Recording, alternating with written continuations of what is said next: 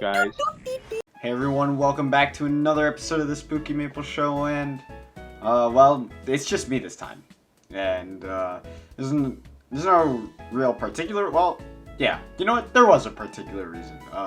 My co-host was off being a good boyfriend and hanging out with some girl instead of me for the show. Which is fine, you know. I just wish he would stop delaying the recording, though, so I could actually, you know, keep up the weekly streak for these episodes. Anyway, let's get into the actual meat of this episode and talk about the elephant in the room, Arcane.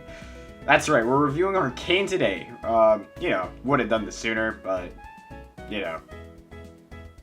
Anywho, Arcane finished on Sunday, and as of recording this video, it's currently Tuesday, so we might be a little bit late on the hype train, but, you know, we're just going to have to live with it for now. That being said, I'm going to be avoiding spoilers until a certain point in the video, which is going to be marked in the video's chapters. So, if you don't want to hear spoilers, just look out for that. Anyways, let's get right into the review. Arcane was really good.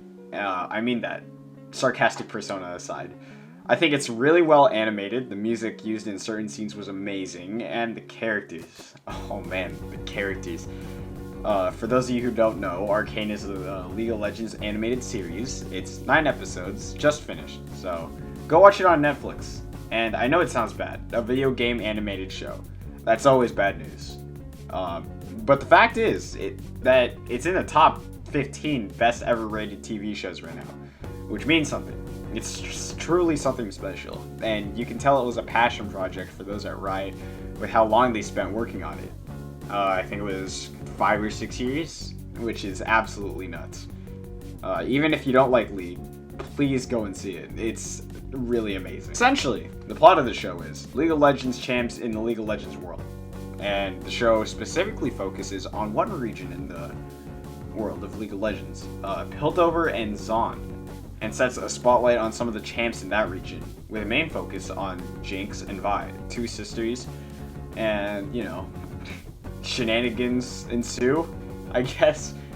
But yeah, I think the characters were so well written. You know, for only having 9 episodes, the champs in the show are written so damn well. They're given depth, they're given personalities, and now when I actually destroy them in game, I actually feel kind of bad. It's crazy how the show can make you feel that. But my favorite character had to have been Victor. This man was actually insane. This character was nuts. He was really carrying it for me in Jace's storyline in the Piltover section of the show. It really sold the B plot for me in that sense and made the show much more enjoyable. I feel like another strong character was Echo. Echo, to me, had so much growth throughout the season and was really amazing. He really did feel like he was growing up and getting hit with the cold reality of the world he was living in, without getting into spoilers. I think he became a really cool character to me in the last 3 episodes, but he really just solidified his spot in my favorite characters in the series thus far.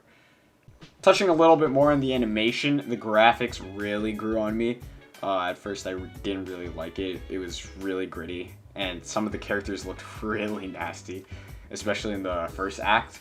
But as I kept on watching and following the show, I sort of started to appreciate it more in the way that it complemented the setting of Zaun.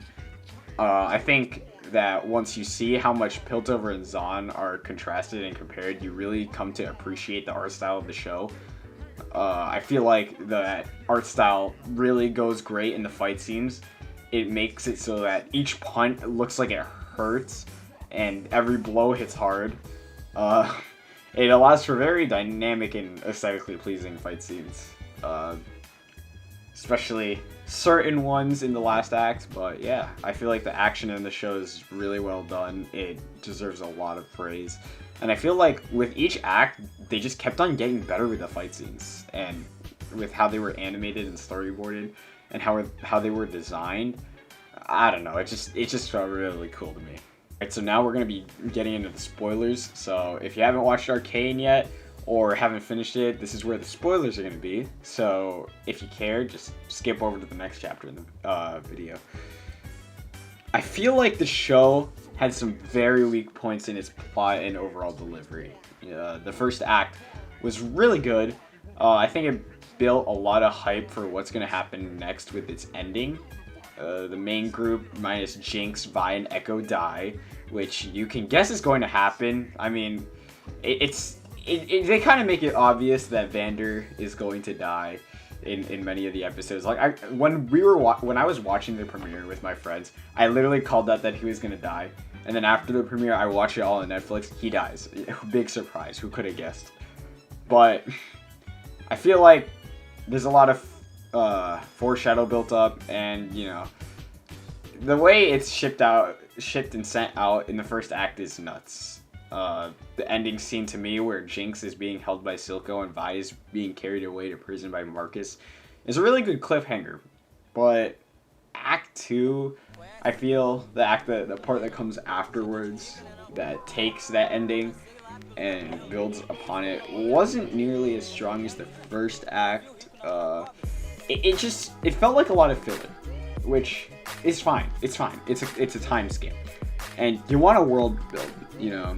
Jace and Victor's Hex Tech is popping off. Jinx and Vi have their own lives, and Caitlyn is a bridge between worlds, between these two nations of Piltover and Zaun, and the characters mentioned. But honestly, it just felt like a lot of filler with you know, not enough plot progression. It just talked about how like characters have changed, how they changed, and I don't know. It didn't feel like as heavy hitting as the first act. I still liked it a lot. I thought relationships between characters were great. Caitlyn and Vi, especially. Jason Victor, and Jason Mel. I feel like those relationships were tackled greatly. It's just that it was a lot of filler and not enough nuts to bolts action, I guess, is the first act. But Act 3! Act 3 was something else. I found Act 3 to be really good. In how it built up to the ending. Whether or not that ending was good, I'll get into like in a bit, but I found that Act 3 built up to the ending really well in a great way with the integration of the Firelight leader Echo, told you there'd be spoilers, into Vi life again. I feel like their reunion was a really good scene. I like that scene a lot. I liked it when they hugged each other, and then Vi said like something along the lines of "I missed you, little man." I feel like that was great, and but like along with that, it had a lot of emotional scenes.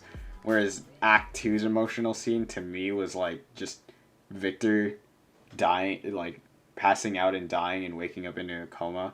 That was a lot to take in. But Act 3, whew, oh man, Act 3 had so much, you know. Act 3 had Vi and Echo's reunion, you know, covered over that earlier. Vi leaving Caitlyn to go stop Silco. Caitlyn absolutely devastated. And just so many scenes with my boy Victor. Like, oh man. But the ending. The ending of the first season. The ending of the first season, I feel like the final episode wasn't in it of itself bad, but the final moments of the episode where Jinx blows up the council's meeting room, honestly, I don't think it was a great thing. I don't think it was the best, you know. Like, there were a lot of cuts to the characters and what they're doing at the time, so it gives a lot of exposition, I guess. But I don't know, the last episode felt a little bit rushed, and then that ending, it just didn't feel delivered as clean. I know I said the build-up was good, but I feel like it had a lot of stuff crammed into one episode.